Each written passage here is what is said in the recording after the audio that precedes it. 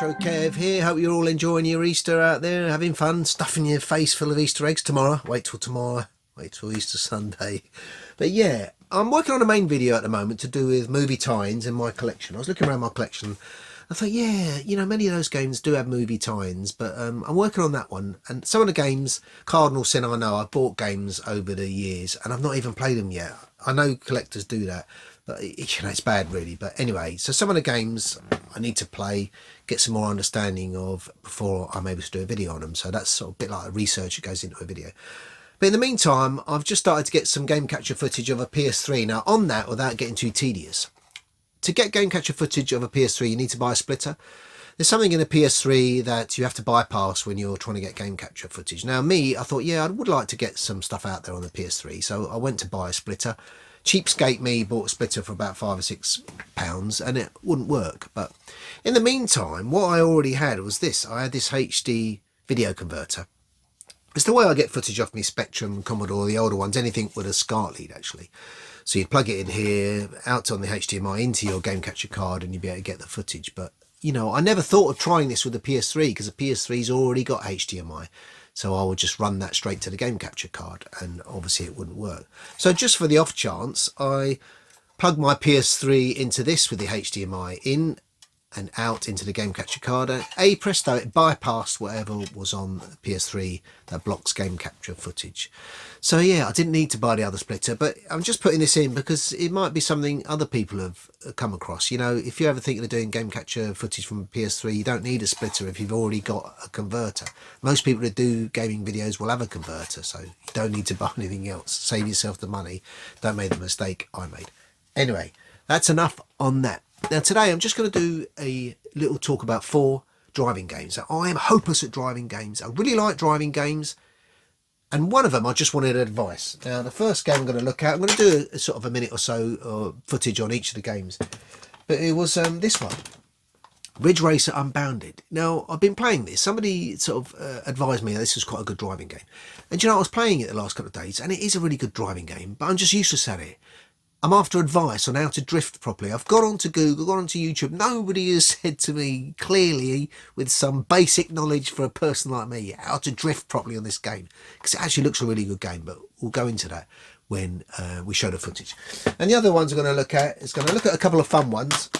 And the other one was Burnout Paradise. Now, Burnout Paradise, classic game, but just wanted to show a bit of footage and a little bit of chat about how enjoyable that game is. So yeah, we'll look at Ridge Racer Unbounded, Burnout Paradise, and these two, a couple of fun driving games.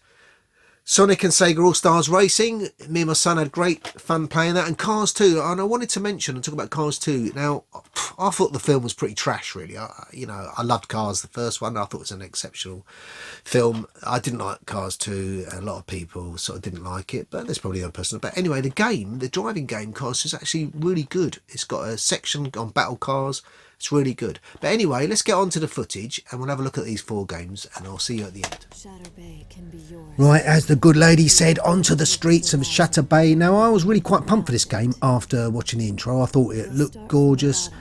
And yeah, that picture itself, you know, it really looks quite detailed. I thought PS3 was sort of looking pretty good as far as I was concerned. And yeah, I was pumped for this game.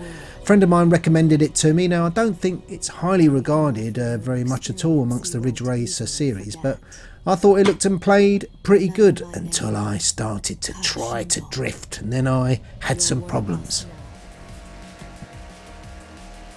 Well, here we go. I've hit the mean streets of Shatter Bay, and oh, you know what? Those flares, them sort of lens flares, I thought I was watching something directed by J.J. Abrams.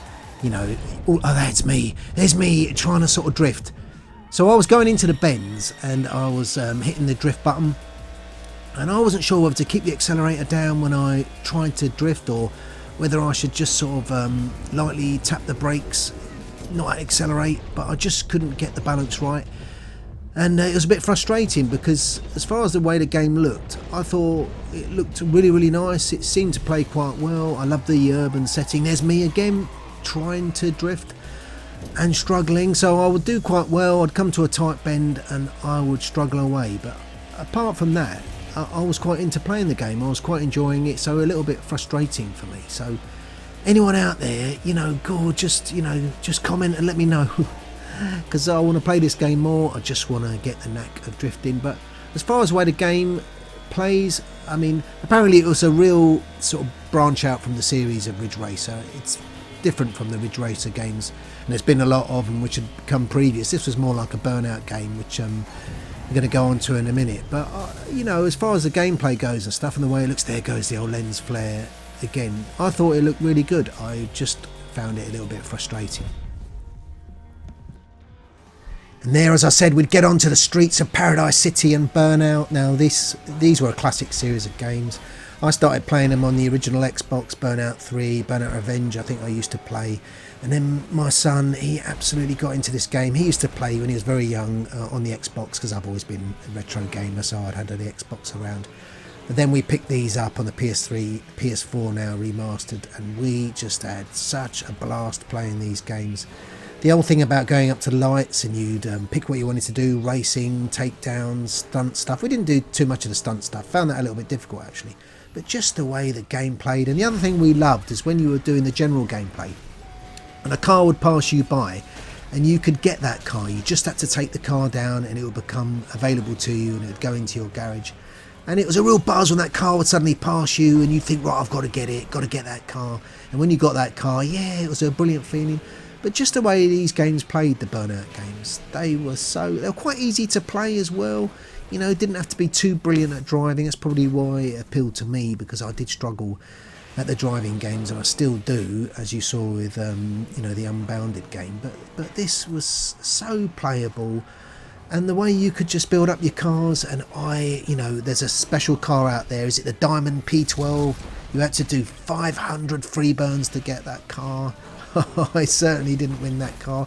I've actually seen it. I went on a video today on YouTube and I saw that car and I thought, yeah, that would be something to have. So maybe one day, as I always say, in retirement, I'll achieve that car and get it. But yeah, Burnout, absolutely brilliant. Brilliant memories for me and my son playing this game, and I absolutely loved this series. Just doing this, sort of playing it to get this footage. Oh, I could have played it again for a couple of hours. Just brilliant. Right, so on to Sonic All-Stars Racing. Now this game, and obviously the following game, Cars 2, aimed at a younger audience. But do you know what, I always think it's a little bit unfair to sort of think it's aimed at children. It all depends on how good a game is. Us retro gamers will play games that are made for children as long as they're a good game. You know, this game was really playable, really smooth, and it's, as I say, its playability was excellent. And this is where the game comes into its own when you're playing two-player. This is myself against my son. He always beats me. God, it used to be frustrating when your son or daughter would beat you. But yeah, it was such a good co-op game. We used to have great fun. And you know what, the character I loved on the top screen, Dr. Eggman. I always used to play as Dr. Eggman. Something about his character, he had a big sort of car, those big tyres, but it was that evil little laugh he used to do. They used to get me. We put this on today to get the footage, and we still had a right laugh playing this game. It's an absolutely great game to play. You know, when I think about driving games, you know, I go right back to the driving games in the arcade. I think that's when I was a sort of 10 or 11 years old.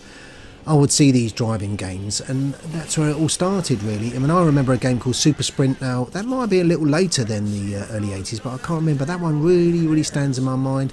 Super Sprint was a massive arcade game, had 4 steering wheels on, and it was an overview. You looked down on the course from above and you'd control your little racing car, and it was racing car circuits. Now I used to be blimmin' good at that game. And I think it's probably because it played as you look down upon the race course, and whereas these you're sort of driving more naturally in a way, looking out of your front windscreen if you like, or looking forwards from your car. And then I go to the driving games of the, you know, things like the ZX Spectrum, Checkered Flag. I mean, God, on the ZX Spectrum the game's really basic stuff, but I used to love Checkered Flag. And obviously the evolution of games, you had Destruction Derby on the PS1. Now, you know, Destruction Derby seemed amazing at the time when that came out. Of course, things got better. And Driver was another good game with its notorious tough tutorial. But yeah, look how it progressed to these games now. I mean, this game looks absolutely great. Yeah, so now we move on to Cars 2. As I said in the intro, you know, I didn't rate Cars too much at all. I think my son was quite young. We went along to see the sequel to the first one, and I thought, well, blimey, this was a bit of a shock, this film, you know, into spies and all this sort of stuff. But then, as you do, you know, when you've got a young child, we bought the game, and that was what was the sort of surprise, you know. I sort of would call this a bit of a hidden gem now. I mean, it was best when you played it like this, as me, myself and my son playing again. He always used to whip me at this game as well. He was flipping good at this game. But this was really, really playable. I think this was battle mode. There were other normal racing modes, but when you put Cars 2 game into battle mode, it came into its own. Again, you could pick up weapons. There you saw me. When you go through those blue diamond things, you'd pick up something. Those were boosts. You pick up those that look like batteries on the side of the street. But the locations are really, really great in this game. You could sort of race around big oil rigs as we're doing here. And London, obviously. And, you know, all the characters were there. That was what was good. The characters from the Cars films you could choose. And their characters are quite expressive as they are racing. They'd sort of say things to you.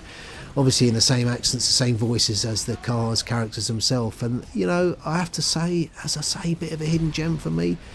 Me and my son, I said to him I was going to do a little bit of talking about this game, and he came downstairs and we played again just to get some footage. And you know what, we could have played again for a couple of hours.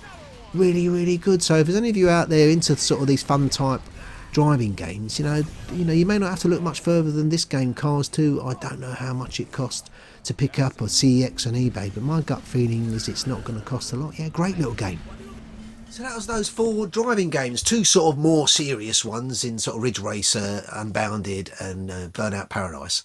But they're not really sort of super driving games, as in, you know, there's a lot of simulator driving games, you know, Gran Turismo games like that. They are way too much for me, considering I'm not very good at driving games. But those 2 are really fun games, I thought, sort of with sort of driving urban games and driving around the city, smashing things up. Those 2 are really good 2 games. And the other 2 games, you know, for sort of messing about fun type driving games, I thought that sort of Sega All-Stars Racing is really good. And Cars 2 is a bit of a sort of hidden gem for me. I know it's a big name, Disney and everything, but I'm not sure many people plumb for the driving game. But if you're going to play it mainly on sort of multiplayer, playing with someone in the family, it's a really good game. Anyway, that's a little bit on PS3 driving games. I'm going to do some stuff on PS3 because I've got a little collection of PS3 games out there. I sort of did like the PS3 when it came out. I bought it about a year after it initially came out, and I know some people had a few issues with the PS3, but I know programmers did. On sort of reading, programmers had a real problem with initially sort of writing and programming for the PS3. But me personally, as sort of a Joe out there who just wants to buy it, I thought it was a pretty good console, so I might do a bit more of that in the future. Anyway, I'm going to get back to working on my film tie-in gaming video, and I will see you all soon. Take care, everybody. Like and subscribe if you like the video.